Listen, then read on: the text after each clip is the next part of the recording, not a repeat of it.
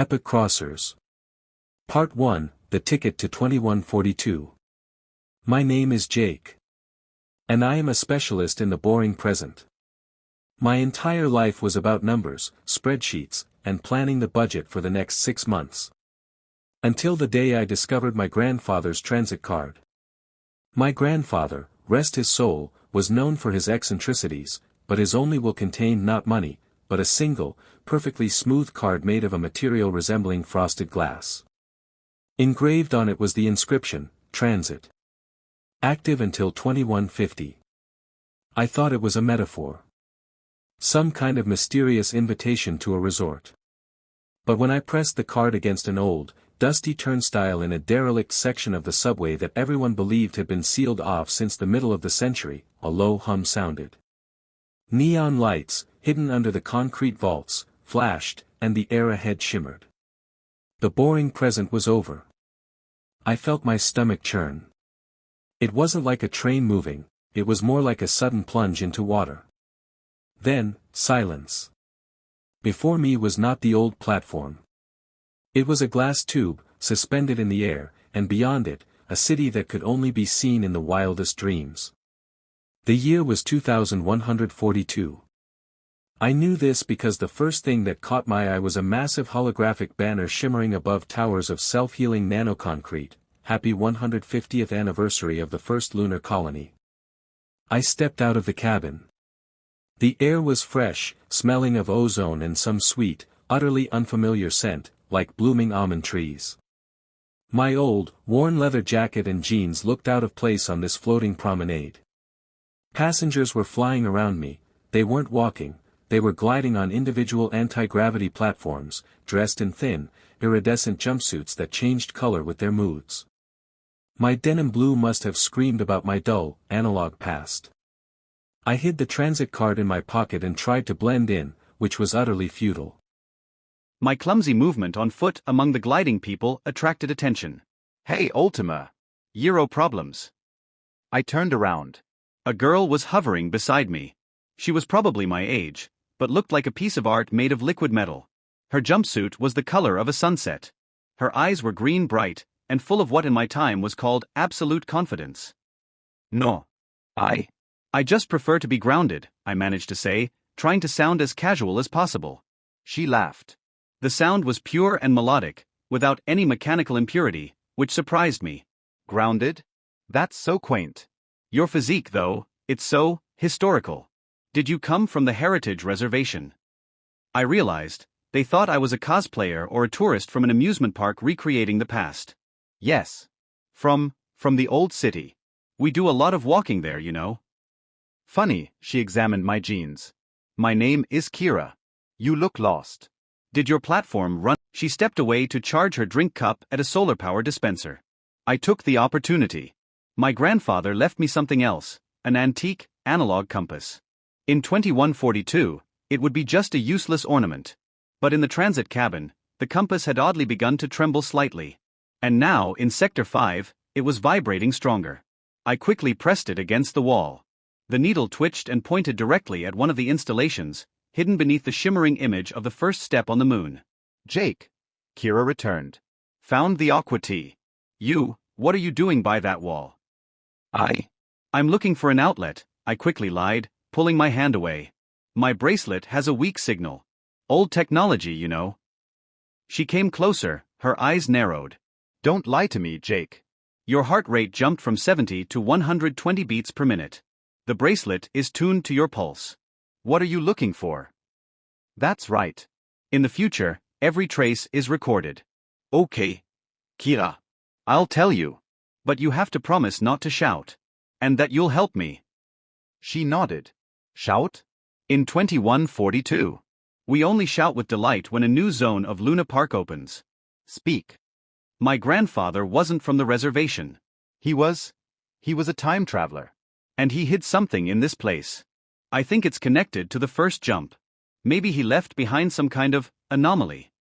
Kira flinched, her sunset jumpsuit flashing orange. A time traveler?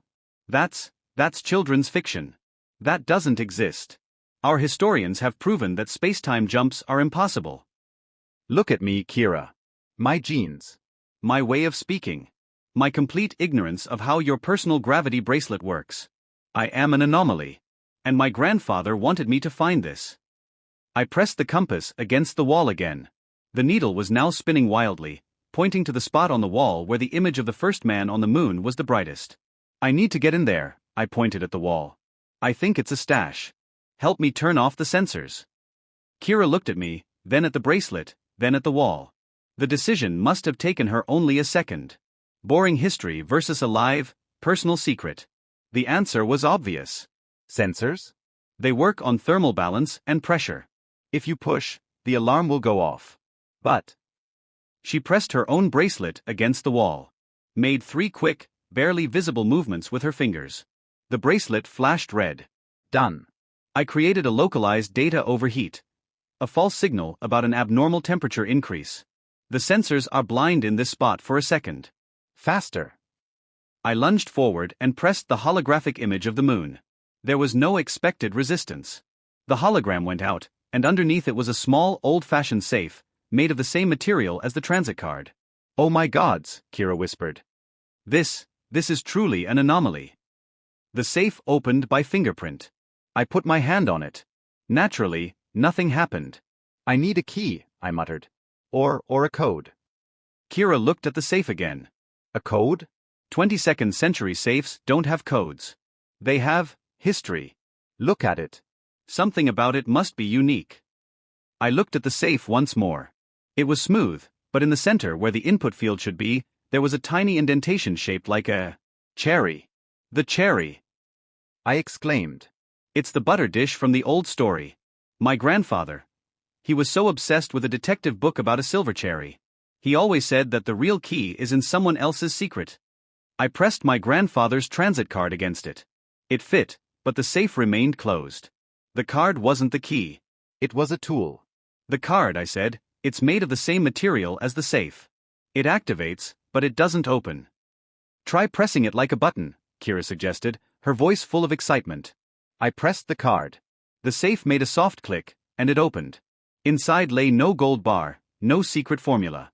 There was a small vacuum-sealed ampoule with a cloudy white liquid and a small note written in my grandfather's handwriting. I took the note.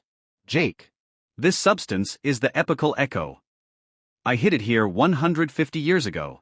In 2142, scientists will announce the final, irreversible shutdown of time. This substance is the only thing that can restart the cycle. Don't let them make the world too perfect. Travel is movement, and movement is life. The key is within you. Love, Grandpa. Kira peered over my shoulder. Final shutdown of time? What does that mean?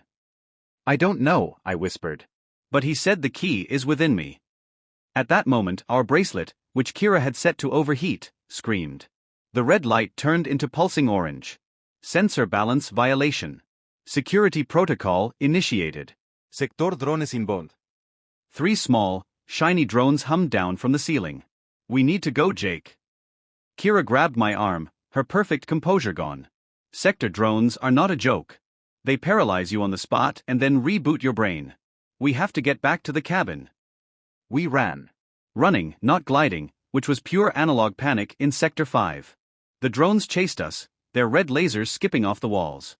The bracelet. Kira yelled. Take it off. It's tracking your pulse. I ripped the bracelet off forcefully. We flew into the transport tube. Kira slammed the transit button on the console, and the activation hum filled the cabin again. Where are we going? I asked, breathing heavily. I don't know, she screamed. I pressed the oldest code I could find. Let's see where that takes us. The last thing I saw before the world dissolved into an orange and blue kaleidoscope was the holographic banner we left behind, Happy 150th Anniversary of the First Lunar Colony. We didn't just escape 2142. We took with us an anomaly capable of changing the future. And now, it seemed, I was traveling not only through time but also with Kira.